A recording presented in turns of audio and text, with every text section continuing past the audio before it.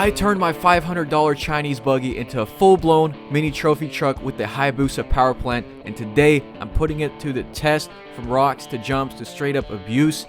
I'm off-roading this thing through every obstacle I can find, and at the end I'm revealing exactly what it cost me and if it was actually worth it.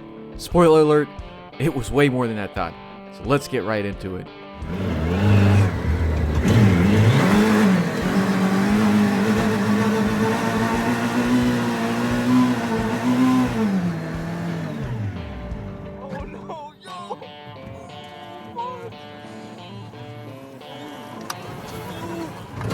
We need more speed, bro. More speed. Bro, I'm shaking, bro. That was shaking.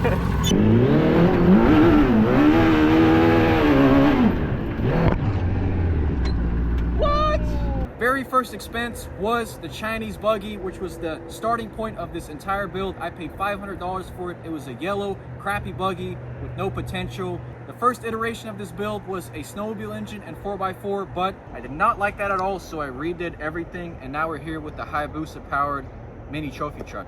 So the biggest expense on this thing was the proto reverse gearbox.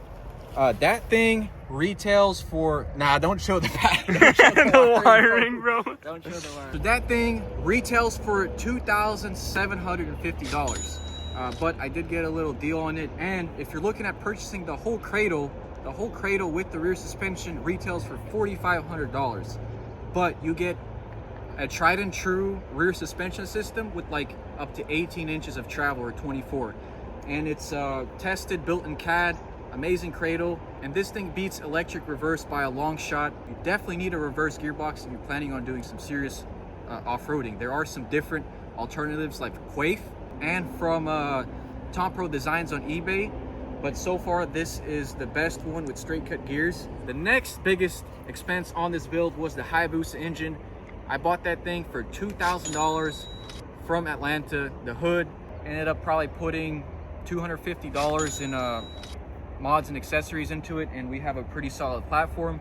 The best thing to do though is to get a donor bike. That way you can sell the frame and all the components after you finish with your swap.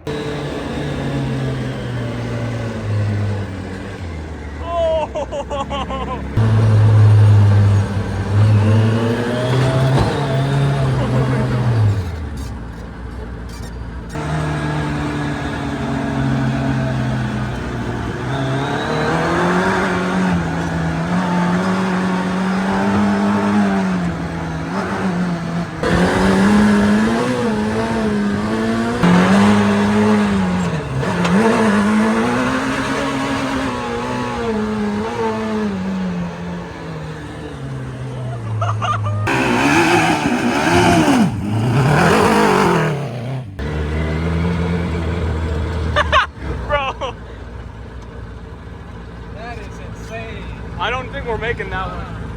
Yo, I think there's trails through there. Yeah.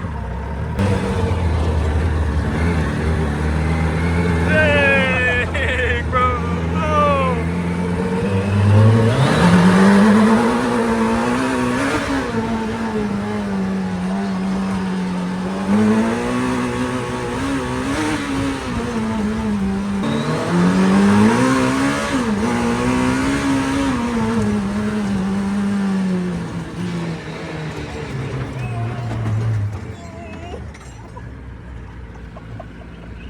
Those were like 2 foot, 3 feet deep runs, dude. Oh my God.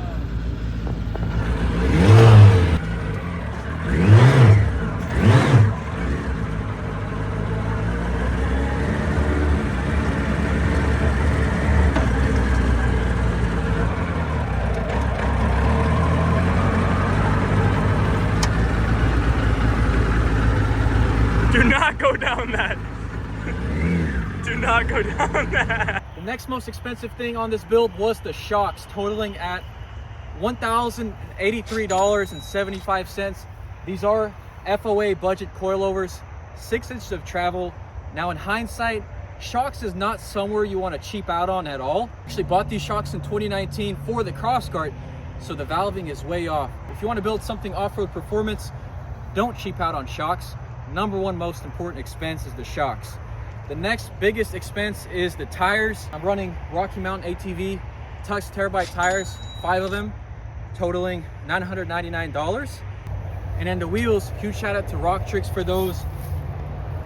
Those totaled $594.95. Next biggest expense are the Kirky racing seats.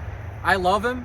I feel like Kirky should give me a little kickback, or they are a little bit on the vibration side, like they're stiff, but low profile. I paid $784 for both the seats with the covers. The next biggest thing is the Heim joints. I think 3-piece chromoly Heim joints, and all of those were $714. If you want to save money, you could run bushings and ball joints. People on the forums say bushings last longer than Heim joints, and they give you less NVH. You know how the rally course drivers, they have a passenger that reads the notes and does 4 left, 7 right. let's have you do comms, bro. It feels so scary in the passenger seat. Really? Dude, especially when you're going fast. Dude, when I saw those ruts, dude, I was like, nah, we're cooked. Bro, we're not even at the limits, bro. I could push this thing. I know. I'm like, bro, ain't no way. There's no way that they're giving it, bro.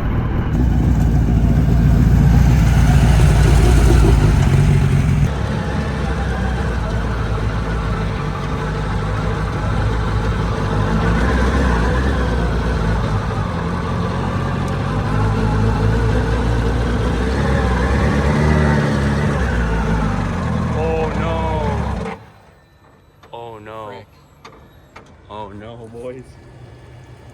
That might be bad, Vasily. That might be bad.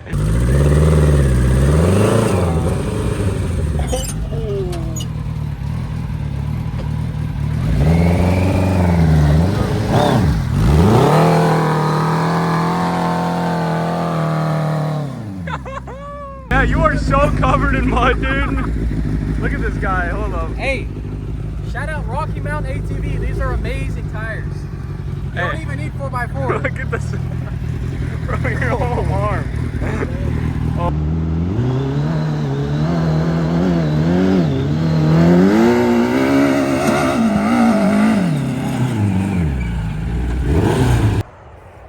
Yeah, you just go down there.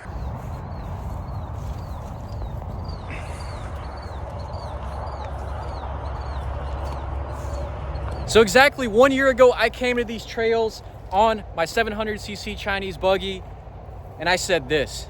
Look at that. I'm gonna build something though, come back here in a couple of years, a couple months. If you guys are interested in seeing me fix this thing, get this thing an off-road ripper so we could conquer something like that, then leave a like down below. This thing is kind of unstoppable as it is. Now here we are back conquering this pretty crazy stuff. Now, fortunately, some of these trails are too gnarly and you really do need 4x4, but most of this stuff, this thing is handling with ease. I mean, I can't be any happier with how this buggy turned out. And I probably forgot one of the biggest expenses yet was the steel and aluminum. Aluminum is not cheap. So all in all, I probably estimate I spent $2,000 on the steel and aluminum, and including some of the laser cut bracketry. Another major expense was the electric steering. It's a 220 watt motor from Rocky Mountain ATV. That was $589. Next up, the winch. Honda Civic 4-row radiator, that was $196. The seat belts were $138. The lights were around $150. Mirrors were $45. The steering components and the steering rack, it's actually a pretty nice center load steering rack. That was all $340. The gas tank was $145 also. Now in hindsight, I'm realizing this 5-gallon tank is way too small. For my application, I'd probably want a 20-gallon tank. So I'll probably redo that in the future and wrap the gas tank all over, either in the front or the back. Probably the front to help with weight distribution. The next biggest expense was sandblasting and powder coating, which I'm lucky enough to have a friend that hooked me up on that stuff. Next up are the spindles and all the Miata brake components and axles and whatnot. That was $453. This billet airbox piece, that was $250. Then the exhaust with all the stainless tubing and knockoff Akrapovic mufflers, that was $225.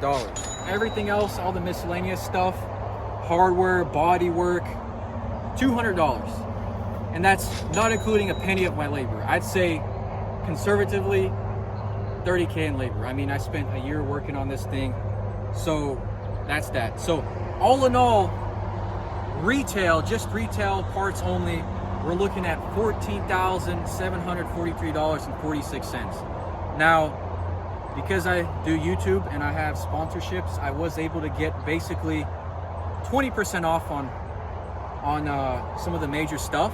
So that brought my cost down to $12,082. And just comparing this machine to other side-by-sides on the market, like the Can-Am X3, you can buy a crappy one for 10K, whereas most of them are going for around the same price, probably right at 14, 15K. And those need a bunch of upgrades too. You always have to worry about that belt temperature, the belt, and this thing has gears. It's a sequential. That's something no side-by-side on the market has, except maybe the Yamaha and the Honda. And on top of that, really streetable. On a perfect day, this machine might be worth 20. If I threw boost at it and doubled the horsepower, then we're talking much more than that. To boost this thing, it'd probably cost me minimum $5,000 to get all the supporting mods, tuning, and all that stuff. So let me know down in the comments, should I do it? Is it worth it? I am probably not gonna sell this thing, but I would entertain a good offer. So let's go get back to wheeling.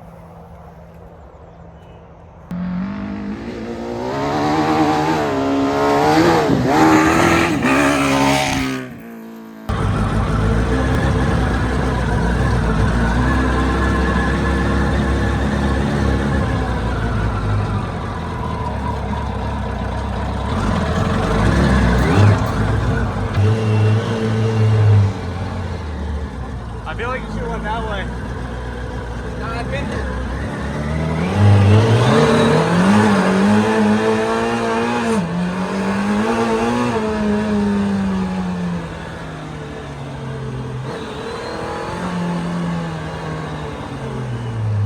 Yeah, we're back.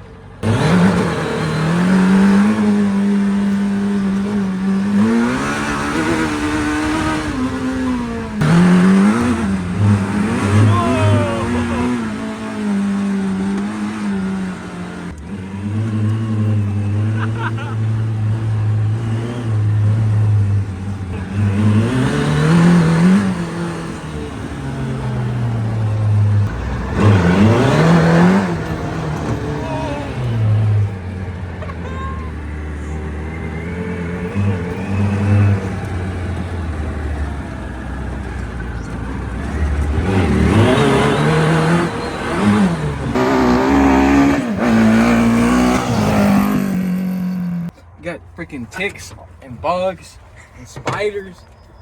Nah, bro. The desert is where it's at. You ain't got to worry about all this mud. Look at the.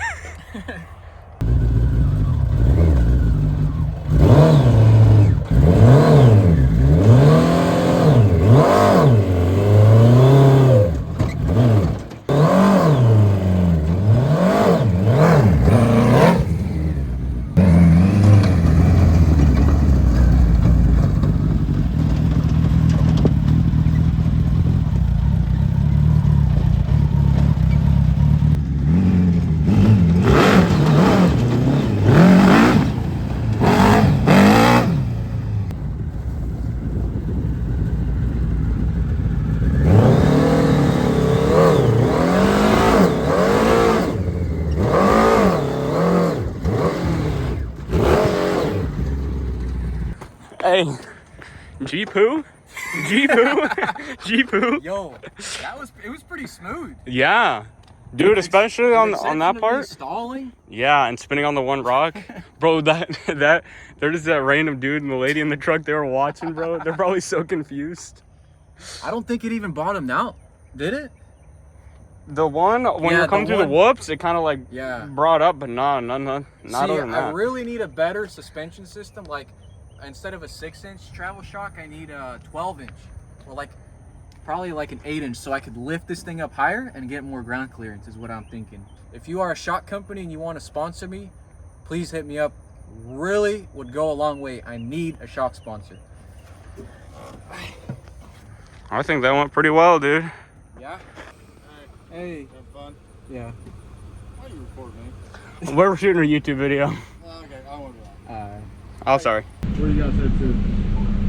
We're just riding these trails. What's up, man? Yeah. Just don't go out here. Yeah, no. You guys have fun, though. All right, thank you. Be safe, all right? Thank you. Gets arrested, third time, third video in a row, Vasily gets arrested. Bro. Hey, thank goodness we're not in LA or Portland or Miami. Dude, you know, like, who's, like, honestly, like, really bad is, like, over, like, towards, like, the Smoky Mountains. Like, when you get, like, an hour from the Dragon, dude. Oh, dude, they're I thought you were everywhere. gonna say Signal Mountain. Signal Mountain's bad, too. But, Yeah.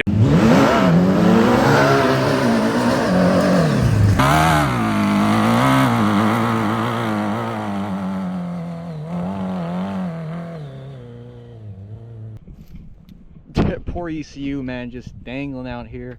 Also, shout out to Bamboo Lab, man. These 3D printed parts are holding up amazing. I don't want to drive it up those logs.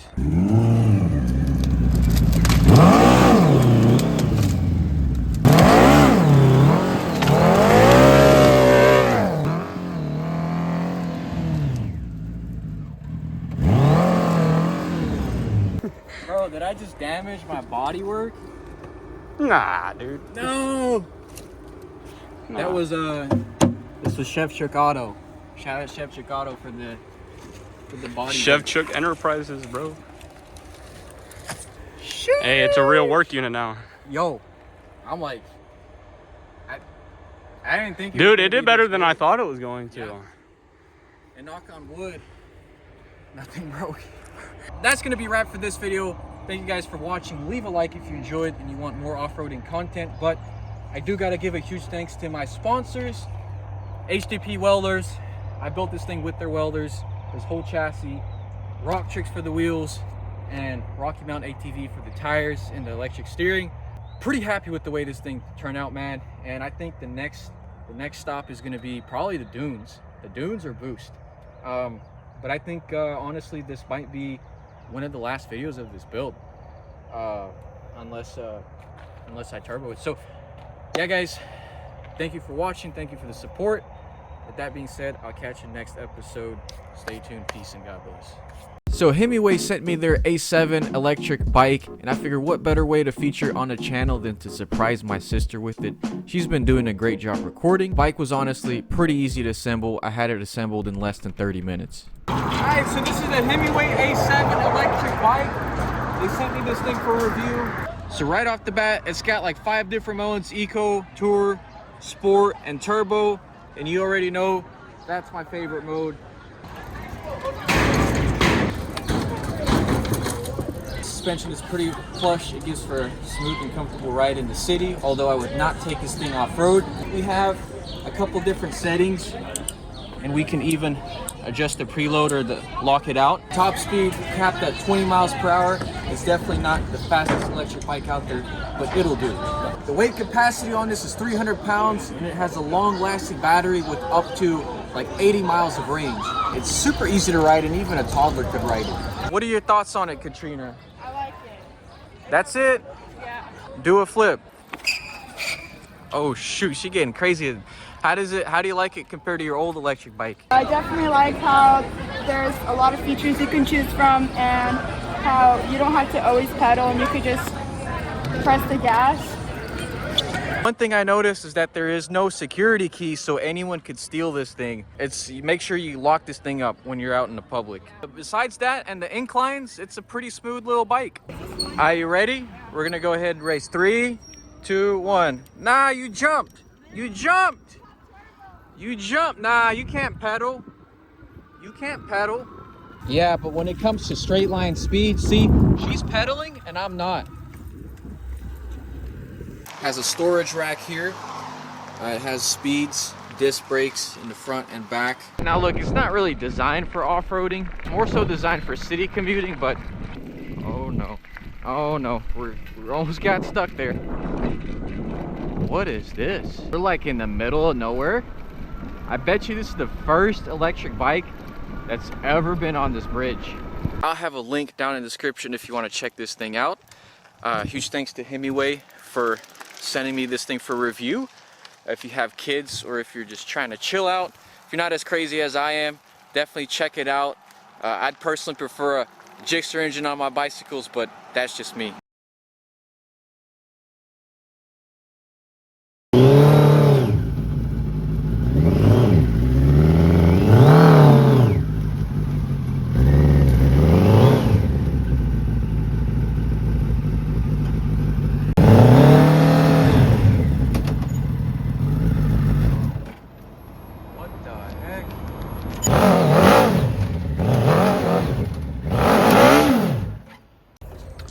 Bro, I think we were stuck on something. It's a big stump too. What do you think, Vasily? Should have put a skid plate down there. If I had a skid plate, it would have saved me. Am I off the stump yet? Yeah, but it's still stuck on the one frame rail. Nice jack stand you got, bro. It's deforming by the second. Is it? Look at it. Bro, it's about to get ejected out. Okay, we're chilling. We're chilling. Are we? What are we doing? Bro, see, no one wanted to come out here with us and help. I wonder why. Probably because it's so hot. I don't know. No other reason though. We're chilling. Nothing going wrong at all. Bro, look at this brilliant. Show me what you did, bro. Yeah, and we got it. We got it off the stump, surprisingly. We were about to go get a chainsaw.